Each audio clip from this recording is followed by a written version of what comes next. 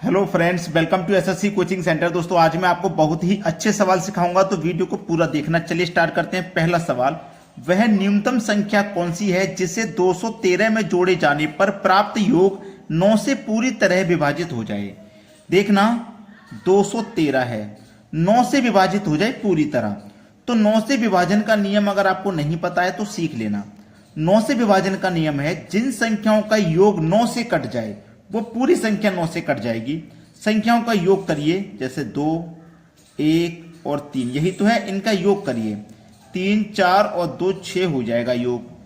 तो 6 में मैं कितना जोड़ूंगा? 3 जोड़ूंगा। 3 जोड़ने पे कितना हो गया? 9। तो ये 9 से कट जाएगा, है ना। यानी कि 6 और 3 9, संख्याओं का योग हो गया 9। अब ये योग हमारा 9 से कट जाएगा। तो मैंने कितना जोड़ा है? 3 जोड़ा है ना। 3 ही तो जोड़ा है पूरी तरह से काटने के लिए, तो इसमें हमें 3 जोड़ना पड़ेगा। ये पूरी तरह से विभाजित हो जाएगा। 213 में मैं 3 जोड़ूंगा, ये 216 हो जाएगा। इसे 9 से भाग देना है ना। चलिए 9 से भाग दो। 9 दूनी 18 कट गया, 3 बचा। 21 में से 18 कट गया, 3 बचा। 3 में 6 लगा दो, 36। 9 चौके 36, पूरा कट गया 24 बार में। 3 जोड़ने पर ही तो कटा है पूरा, तो हमने 3 जोड़ना है। चलिए अब देखते हैं अगला सवाल। अगला प्रश्न है, ए 12 दिन में, बी 24 दिन में एक काम कर सकता है। यदि वह 4 दिनों तक 7 काम करें तो काम का कितना अंश बाकी रह जाएगा? ए कह रहा है 12 दिन में, बी कह रहा है 24 दिन में। दोनों का एलसीएम ले लीजिए। एलसीएम आ जाएगा 24। 12 से 24 को कटाएंगे 2 बार में, 24 से 24 को कटाएंगे 1 बार में। जो एलसीएम होता है वो होता है टोटल काम। ए 1 दिन में 2 करेगा तभी तो 12 दिन में 24 करेगा। बी 1 दिन में 1 करेगा तभी तो 24 दिन में 24 काम को करेगा। और ये दोनों मिलकर के 7 काम करेंगे तो 1 दिन में 3 करेंगे। ए 1 दिन में 2 करेगा, बी 1 दिन में 1 करेगा, दोनों मिलकर के 1 दिन में 3 करेंगे। बोला है 4 दिनों तक 7 काम करें। 1 दिन में 3 कर रहे हैं, 4 दिन तक 7 काम करेंगे तो 4 दिन में कितना काम कर देंगे? 12, है ना। 4 दिनों में कितना काम कर दिया? 12 काम कर दिया 24 में से। टोटल काम 24 है, ठीक है। तो कितना बच गया? 12। तो 12 एकम 12, 12 दूनी 24। 1/2 काम बच जाएगा, जो कि हमारे बी ऑप्शन में दिया गया है सवाल का सही जवाब। अब देखेंगे अगला प्रश्न। अगला सवाल, 6 सेंटीमीटर भुजा वाले एक समबाहु त्रिकोण का क्षेत्रफल वर्ग सेंटीमीटर में क्या होगा? देखिएगा, समबाहु त्रिकोण का क्षेत्रफल बराबर होता है √3/4 इंटू भुजा का स्क्वायर, मतलब ए का स्क्वायर। चलिए, √3/4 इंटू भुजा कितनी है? 6 सेंटीमीटर भुजा है, ठीक है। 6 सेंटीमीटर भुजा है, तो 6 सेंटीमीटर का मतलब है ए का मान 6 है। 6 का स्क्वायर लिख दो 36, या फिर लिख दो 6 × 6 36, एक ही बात है ना। चलिएगा कटा लेते हैं। देखिए, 2 से कटेगा 2 बार में, 2 से कटेगा 3 बार में, और 2 से 6 कट जाएगा 3 बार में, ठीक है। 3 तिया कितना हो गया? ये 9 हो गया। क्लियर इतनी बात?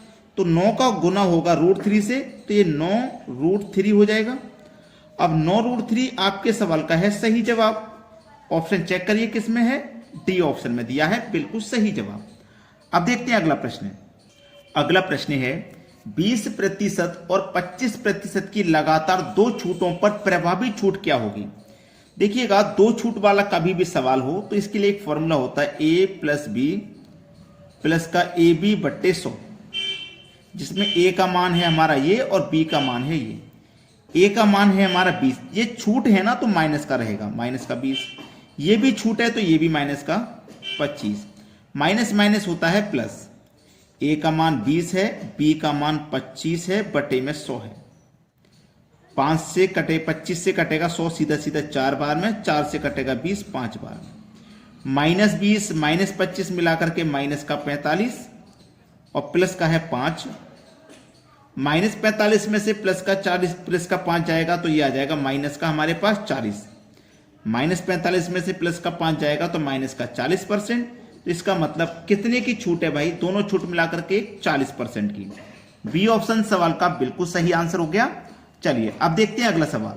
अगला सवाल है, 12,400 रुपए के लाभ को 5:7:8 के अनुपात में ए, बी और सी के बीच विभाजित करना है तो बी को कितने रुपए मिलेंगे? ए, बी और सी अनुपात है 5, 7 और 8 का अनुपात है। योग है 12,400 का। जब योग है तो हम अनुपात का भी योग करेंगे। 8 और 7 15, 15 और 5 20। इस योग में अनुपात के योग से डिवाइड कर दो, 0 से कटा दो 0। 2 छिक्के 12, 2 दूनी 4 और 1 ये 0 हो गया 620। बोला है बी को कितने रुपए मिलेंगे? बी का है अनुपात 7, 620 का गुना 7 से कर दो तो 0 तो आ जाएगा लास्ट में। 7 दूनी 14, हासिल लगा 1, 7 छिंग 42, हासिल का 1 43। तो 4340 है सही जवाब। 4340 पहले ऑप्शन में दिया है सवाल का सही आंसर। अब देखेंगे अगला प्रश्न। अगला प्रश्न है पी, क्यू और आर का औसत वजन 47 केजी है। यदि P और Q का औसत वजन 32.5 केजी और Q और R का औसत वजन 48.5 केजी है तो Q का वजन क्या है? देखो P plus Q plus R, इनका जो औसत वजन है तीनों का 47। 3 है, संख्या 3 है, संख्याओं का मल्टीप्लाई औसत से करेंगे तो योग पता चलेगा। तो 3 का गुना हम 47 से कर देंगे तो ये 141 हो जाएगा।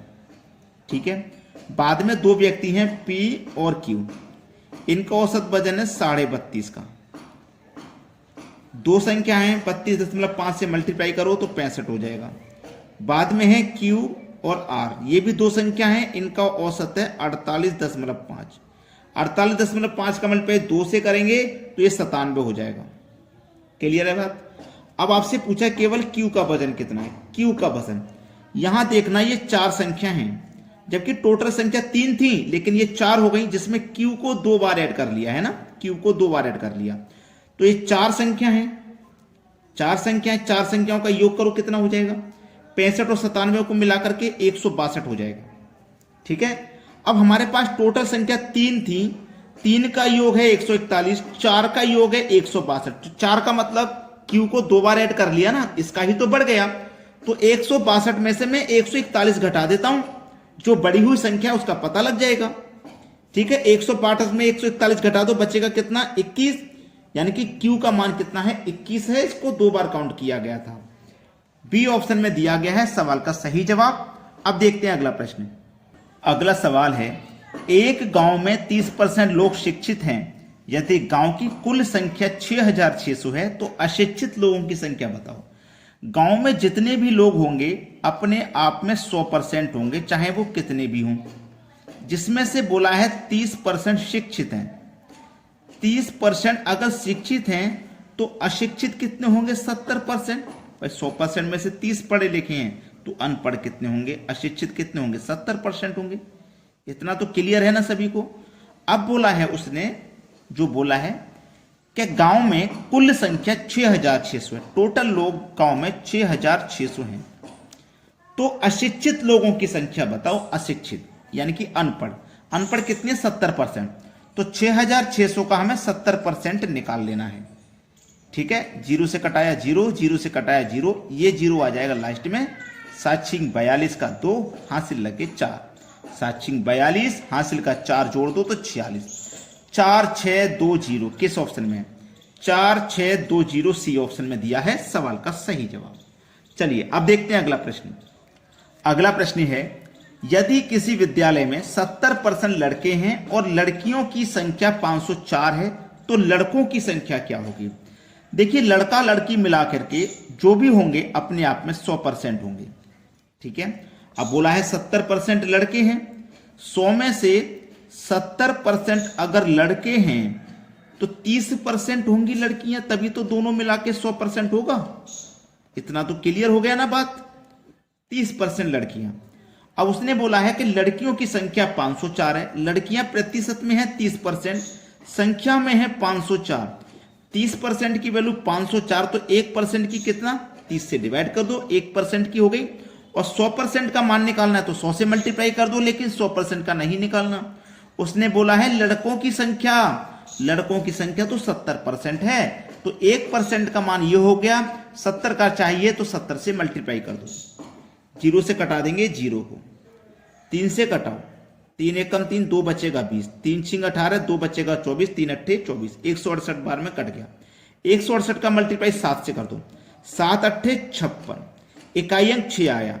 ऑप्शन में देखा तो एक ही ऑप्शन में है जिसमें इकाई अंक 6 है, वही सही हो जाएगा, खेल खत्म, आगे कैलकुलेशन करने की क्या जरूरत है। चलिए सभी बच्चों से मैं कहूंगा कि वीडियो को ना लाइक कर दीजिए और सभी दोस्तों में शेयर भी कर देना।